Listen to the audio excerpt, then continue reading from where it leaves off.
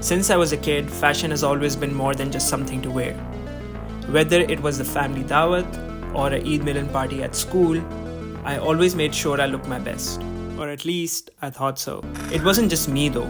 My dad was just as dedicated to making sure I dressed the part. It wasn't just about wearing the right outfit. I loved the thrill of discovering unique pieces and putting together a curated look. Fast forward 2018 to when I was 19 years old in North Cyprus in my final year pursuing a degree in visual arts and communication design.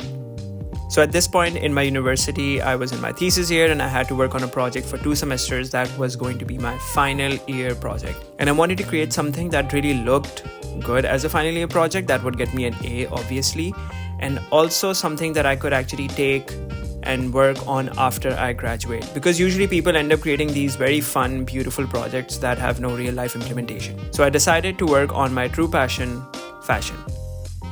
It all started with the name. The idea was to have a name that could represent the kind of work I make.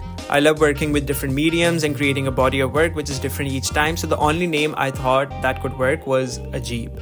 That's such an interesting way to put it. So good and bad fade, but strange stays. Yeah, it kind of stays in the long term. Very cool. Very cool. Yeah.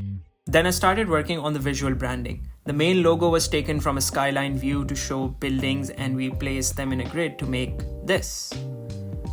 At this point in my thesis, I had a brand guide with some shirt concepts that I printed. That was enough to get an A in my thesis, but that does not mean we have a brand ready. Or do we? So after graduating, I came back to Karachi, and for the first 7-8 months, I didn't really work on Ajeeb clothing because A, I was trying to get some work experience, do some freelancing, and B, I was trying to make some money because if I wanted to launch a collection, the factories had such a high minimum order quantity that I couldn't really afford that.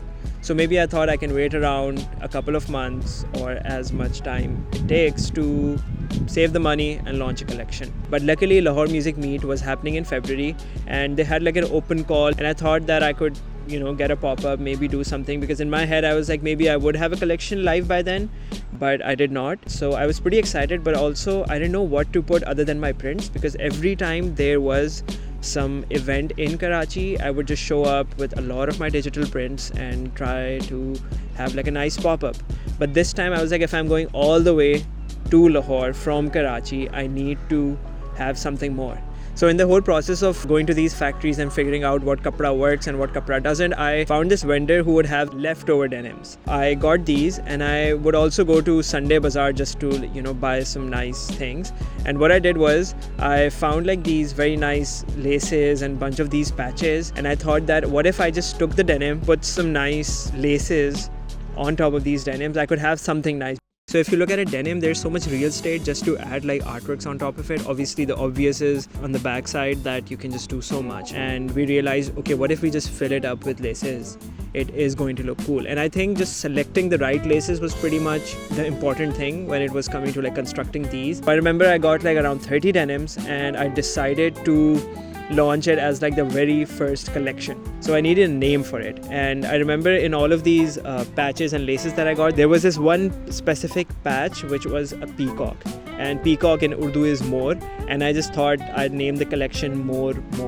And that was the idea of the very first collection. And eventually that's what I took to Lahore with me, and these were the bunch of designs that we made. They were pretty experimental. They had a lot of issues. I went to Arts Council, I had everything in my suitcase. I set up my table and I realized I needed 2 tables, and like I also took this clothing rack that I got from Daraz and I put everything up, and I realized that for the first few hours of the event, not many people were there, but a few people were coming in. A lot of friends from Karachi were also there and they were really appreciating, but they were not buying. The first person to buy my jacket was my friend Changiz. Interestingly, just before he made his purchase, another guy had tried the jacket on and said, I'll look around and maybe come back for it later.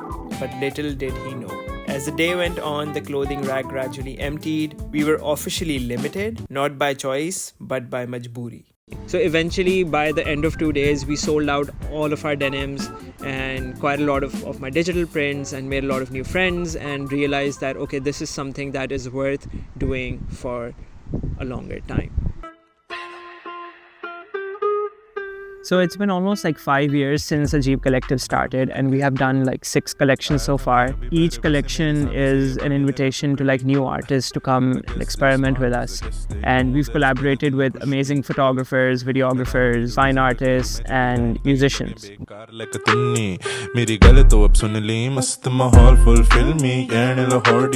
I think that was one of the first reasons why I changed the name from Ajeeb Clothing to Ajeeb Collective, because for me, I realized once I was working on it in Pakistan, it was my brothers helping me out, my parents helping me out, my friends helping me out, and I realized that it's not just a clothing, it's like a collective of people coming together. जिंदगी का आप कोई भी सवाल पूछे ना, जवाब एक ही, क्या हाल है, जिंदगी में क्या चल रहा है, वीडियो नहीं आई यार बहुत दिन से. For a business that started with friends and family, it's truly beautiful to see our art in places we never could have imagined.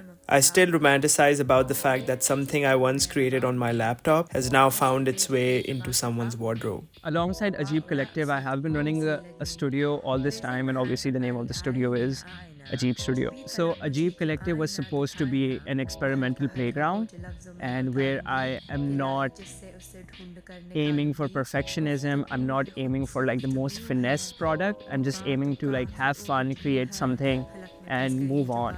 So I think Ajeeb Collective became something where I just wanted to have fun with it. And I think it's raining, so we are going to wrap this up for now.